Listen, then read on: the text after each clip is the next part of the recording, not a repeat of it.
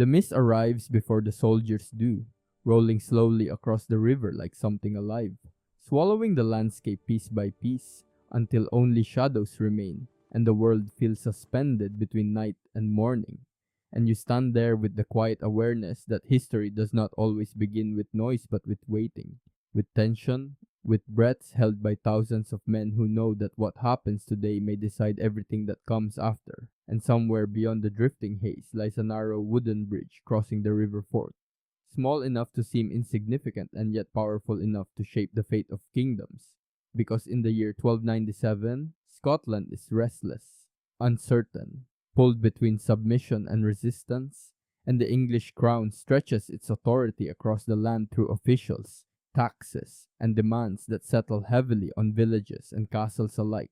turning everyday life into something watched and measured, something that feels less like belonging and more like occupation, and slowly resistance begins to grow, not as a loud rebellion but as a quiet refusal, whispered between farmers and traders, carried through forests and along hidden roads where news travels faster than soldiers. And among those whispers are names that begin to carry weight, leaders emerging not from certainty but from necessity, men shaped by pressure rather than glory. And now those forces gather near Stirling, where geography itself becomes a weapon, because the Scottish army stands smaller in number, perhaps 6,000 strong, facing an English force many times larger, an army confident in its size, organization, and expectation of victory. Yet numbers alone do not determine outcomes, and the narrow bridge between them becomes the center of a silent contest of patience, because whoever controls how an army moves controls the battle itself.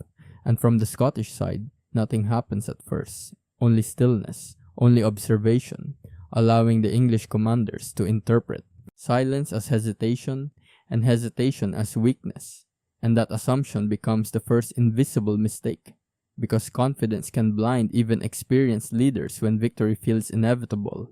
And so the order is given for the crossing to begin, and one by one soldiers step onto the wooden structure, armor shifting softly, footsteps echoing over water that carries the sound away, and the line stretches longer and longer like a thread being pulled across the river. And still the Scots wait, watching the slow flow of men, moving into a position where their strength becomes limited by space, because the bridge allows only a few to cross at once, and time becomes the most important factor, each passing moment tightening the trap that no one yet recognizes. And across the river the English formation begins to spread unevenly as more men arrive on the far bank while many remain stranded behind, creating a fractured shape rather than a unified force. And the Scottish leaders see it clearly, recognizing that the battle will not be decided by strength, but by timing. And when the moment arrives, it comes without dramatic announcement, just sudden movement, a coordinated advance that transforms silence into action.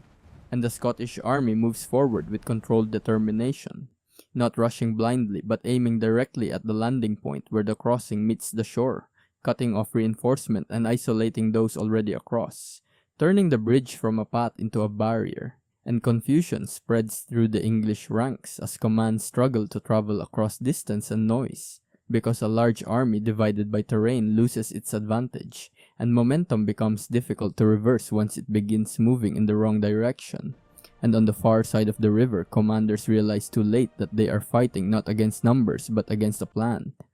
shaped by understanding of landscape,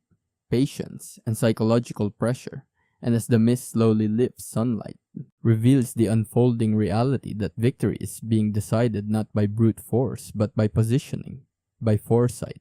by the willingness to wait until the enemy steps willingly into vulnerability. And beyond the immediate clash lies a deeper story of how Scotland reached this moment, because before Stirling there was uncertainty, fragmented leadership, shifting loyalties, and a people unsure whether resistance was even possible. An English administration attempted to impose order through authority that felt distant and heavy, turning markets quiet and conversations cautious. And within that atmosphere, small acts of defiance began to grow, carried through communities like a current beneath calm water, shaping a collective resolve that would eventually gather into organized resistance. And leaders rose not as legends but as individuals responding to pressure, adapting quickly, learning from every encounter, understanding that survival required more than bravery, it required strategy, and so the events leading to Stirling Bridge became less about a single battle and more about a transformation in mindset,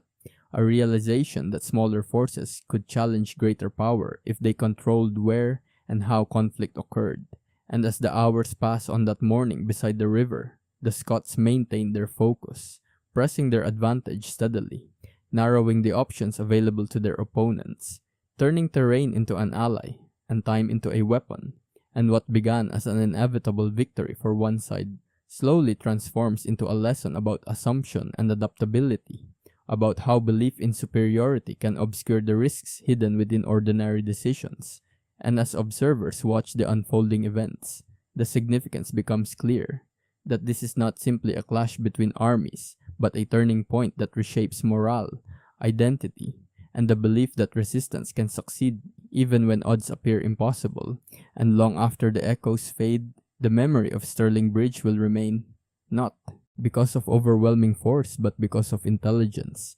patience, and the quiet power of choosing the moment when action becomes unavoidable. And somewhere beyond the river the mist returns, softening the landscape once more, as if trying to hide the transformation that has taken place. But history does not forget moments like this, because they reveal something deeper about human nature, about how strategy and courage intersect,